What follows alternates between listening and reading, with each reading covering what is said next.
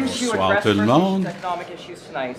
I think I was the first person to mention First Nations at all in the context of immigration. It's a very important issue. Every time we talk about resource development in our country, it's top of mind, and there's no issue on which I've held more meetings since becoming leader of the official opposition. I just wanted to ask you about your fiscal framework that you put out yesterday. Yes. The NDP is using the price of oil at $67 a barrel. Right now, oil sits at $47 a barrel. That is a 30% difference. So why would your party use the $67 a barrel as the number? Thanks, Christy. Well, I think the most important thing to note is that the NDP is the only party to have published a complete costing, and I'm very proud of that, and it was part of the discussion tonight.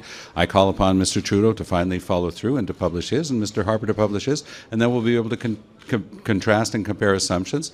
Tonight we were able to talk about Stephen Harper's failed plan, Mr. Trudeau's short-term vision, and our long-term plan, which is included in our fiscal framework. The assumptions that are there are prudent ones. They come mostly from the Finance Department and the PBO, and they are, frankly, the best numbers available, and I'm very proud of the numbers that we put forward. $67 is a prudent number? $67 for The barrel numbers oil that is we've prudent? put forward are the best ones that were put forward by the PBO, by the Finance Department of the Government of Canada, and we're very proud of having done what the others have refused to do, which is to put forward their numbers. Go ahead.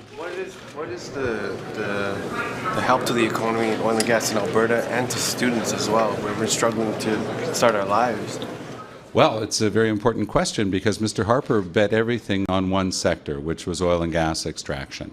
And as we saw, it's cyclical, and we're going through the bottom of that cycle right now. Young people in Canada right now are being left a massive ecological, economic, and social debt. And Justin Trudeau's short-sighted plan would dump tens of billions of dollars of new debt on their backs. And the NDP takes a different approach. We think that we have to be responsible towards future generations. Allez-y. Vous avez entendu M. Harper dire à propos des négociations du TPP que le secteur des pièces automobiles ne serait peut-être pas content de ce qui allait être conclu, mais que le gouvernement refusait de les laisser en dehors de l'accord. Est-ce qu'un gouvernement en place en ce moment, en pleine campagne électorale, a la légitimité qu'il faut pour signer un tel accord? Je pense que M. Harper devrait être prudent en négociant dans le dernier droit de cette entente transpacifique, parce que je lui ai écrit pour lui demander d'appuyer inconditionnellement la gestion de l'offre, et il a refusé de le faire. Donc, on a des familles qui sont propriétaires de fermes laitières, avicoles et les fermes à travers le Canada qui sont très préoccupées par son refus d'appuyer sans condition notre système de gestion de l'offre. Et oui, pour ce qui est de la fabrication des pièces d'automobile, écoutez, là, le bilan de M. Harper pourrait difficilement être pire.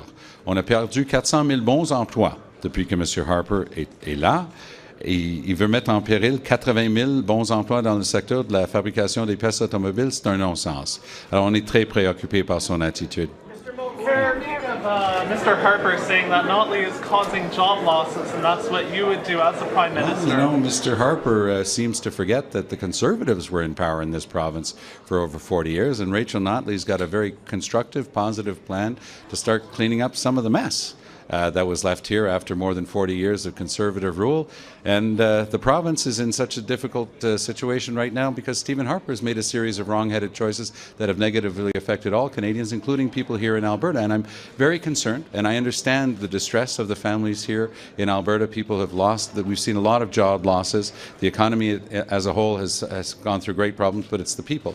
You know, anytime you talk about a lost job, it's a family that's been affected. And I'm very concerned about the situation here, but we'll be a champion for the resource sector, but we'll make sure that the development continues responsibly and sustainably. You seem to have a lot of lines. You found a ticket to Calgary? Absolutely. I came to see you. Good to see you. You seem to have a lot of lines aimed at Justin Trudeau. You had some zingers at him. You seem to be spending more time fighting with him tonight than with Mr. I don't know. Harper. I haven't added up the time, but I can tell you this. This was an opportunity tonight for Canadians across the country to compare and contrast, to look at our long-term plan that is frankly responsible and it's sustainable and it's transparent because we've published our numbers and people know that it's prudent.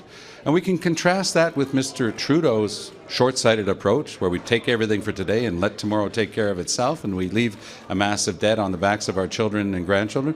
And Mr. Harper's failed plan, because as you know, Brian, there are 300,000 more unemployed today than when Mr. Harper's first recession hit in 2008, and 400,000 manufacturing jobs have been lost. And when I hear him say that the auto parts sector might not be happy with the results of the Trans-Pacific Partnership negotiation, which is taking place right in the middle of an election campaign, which is a problem in and of itself, I'm worried for the 80,000 jobs in that sector as well. And so, you know, we've got to get back to a Canada that has jobs that are enough for a family to live on, where people can expect a decent pension at the end. Unfortunately, that's not Stephen Harper's Canada, but that's the kind of Canada I want to build.